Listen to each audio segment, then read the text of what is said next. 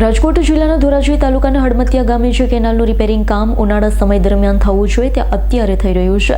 ખેડૂતો કેનાલમાંથી પાણી ન આવતા પોતાના ખેતરમાં બોર કે કૂવામાં પાણી પોતાના પાકોને પાય છે, પણ કેનાલના અધિકારીઓના મનને લઈ ખેડૂતોના ખેતરમાં પણ પાણી નથી। ખેડૂતોમાં તેને લઈ રોષ જોવા મળી રહ્યો છે। ધોરાજીના હડમતિયા ગામે ભાદર 1ની કેનાલ મારફતે પાણી હજુ સુધી છોડવામાં આવ્યું નથી। ઉનાળામાં જે રિપેરિંગ કામ કેનાલનું કરવામાં આવવું જોઈએ તેમાં ભ્રષ્ટાચાર આચરવામાં આવ્યો હોય તેવી ફરી રિપેરિંગ કામ અને સાફ સફાઈ કરી કરવામાં આવ્યું રહ્યું છે તેવું ખેડૂતોનો આક્ષેપ છે કે રવિ પાક માટે ખેડૂતોનો પાકની સિંચાઈની તાતી જરૂરિયાત હોય છે। અત્યાર સુધી હડમતિયા કે પછી આખા પટમાં ક્યાંય કેનાલનું પાણી છોડવામાં આવ્યું નથી। ખેડૂતોના ખેતરમાં સિંચાઈનું પાણી પોતાના કૂવા કે બોરમાંથી લઈ પોતાના ખેતરમાં પાકોને પાણી પાવી રહ્યા છે। કેનાલ અધિકારી ખેડૂતોને પાવવા માટે અને પાણી જો બહાર આવશે તો તેવા ખેડૂતો પર ફોજદારી ગુનો દાખલ કરવામાં આવશે। ફરી અત્યારે કેનાલનું રિપેરિંગ કામ અત્યારે કામગીરી કરી છે આવું ખેડૂતો જણાવી રહ્યા છે। ચોમાસુ દરમિયાન ભારે વરસાદ બાદ શિયાળુ ક્ષેત્રમાં કમોસમી વરસાદથી ખેડૂતોને પાકમાં ભારે નુકસાની વેઠવી પડી રહી છે। રવિ પાકનું વાવેતર કર્યું હોય અને ભાદર 1 કેનાલ મારફત અત્યાર સુધી સિંચાઈનું પાણી છોડવામાં આવ્યું નથી। ઘણા ખેડૂતોએ પોતાના ખેતરમાં દાર કે કૂવો હોય પોતાના પાકોને પાણી પાવવું પડે તેમ હોય ખેડૂતો પાણી પાકમાં પાવાવી રહ્યા છે। અધિકારી ખેડૂતો ધમકાવીને ફોજદારી ફરિયાદ નોંધવામાં આવશે। ખેડૂતોને દબાવી રહ્યા છે। ત્યારે આજરોજ હડમતિયા ગામે ભાદર 1 કેનાલ નજીક ખેડૂતો એકત્રિત થઈ રામધૂન બોલાવી પોતાનો રોષ વ્યક્ત કર્યો છે। આવા અધિકારી અને કોન્ટ્રાક્ટર ઉપર યોગ્ય તપાસ કરી યોગ્ય પગલાં લેવામાં આવે તેવી માંગણી કરી રહ્યા હતા।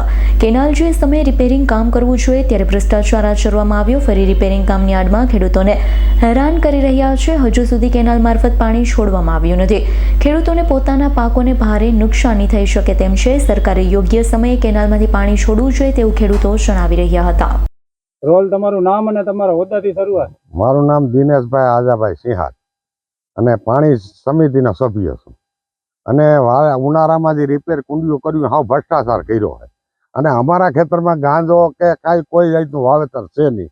અફીણ કે અમારા ઘઉંનું વાવેતર છે, અમારો ખેડૂત પાતો તો એની માથે દબાણ કર્યું કે પાણી બંધ કરી દીધું તો એની કેમ તારી માથે અમારે પોલીસ કેસ કરવાનો ફોટા પાડ્યા।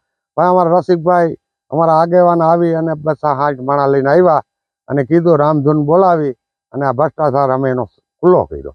હાલ જે ખેડૂતોને પાણીનું કેનાલમાંથી પાણી નથી આવતું તો કેવો નુકસાની જાય? આ ખેડૂતને પાણી અટાણે છે જ નહીં કેનાલમાં તો ન આવે તો ખેડૂતને એના દાર કૂવામાંથી પાવવું પડે અને આવતું નથી તો અમને કેવડી નુકસાની। અને ઉનાળામાં કુંડીઓ નવીયું બનાવ્યું એ આવો ભ્રષ્ટાચાર થયો। મારું નામ લાખાભાઈ કુસાભાઈ સિંહાર છે। હું હડમતિયાનો રહેવાસી છું અને હું ખેડૂત છું। આથમણી દેશમાં મારું ખેતર આવેલું છે। ત્યાં સવારમાં હું પાણી વાળતો હતો તો વધારાનું પાણી પાછળના ભાગમાં નીકળતું હતું। હું પાછળ ઊભો હતો ત્યારે કેનાલના અધિકારી આવી અને એને એમ કીધું કોન્ટ્રાક્ટરને કે આ પાણી કેનું નીકળે છે? મેં કીધું સાહેબ મારું નીકળે, વધારાનો નિકાસ છે ત્યાંથી નીકળે, રસ્તામાં જતું હતું। એને કીધું કે અમારે ભૂંગરા રિપેર કરો, કેનાલના ભૂંગરા રિપેર કરવા છે, પાણી બંધ કરી દેજે। મેં કીધું સાહેબ બંધ ના થાય, પાણી ઓટોમેટિક થઈ રહે એટલે બંધ થઈ જાય તો નહીં બંધ કરી દે।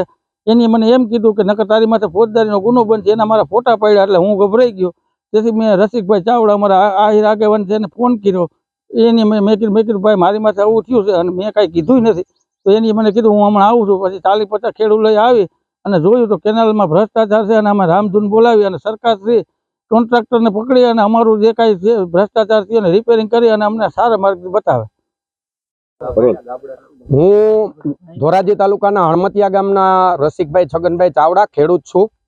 આ ભાદર 1ની કેનાલનો અત્યારે જે પાણી પણ નથી આવતું અને જે એ લોકોએ ઉનાળામાં રિપેરિંગ નવી કુંડીઓ, સારી કુંડીઓ જૂની હતી એ તોડી અને નવી કુંડીઓ બનાવી છે। આ નવી કુંડીઓની સ્થિતિ છે, કેનાલ સાફ પણ નથી કરવામાં આવી એટલે એકદમ આની અંદર ભ્રષ્ટાચાર થયેલ છે તો અત્યારે પાણી આવતું નથી।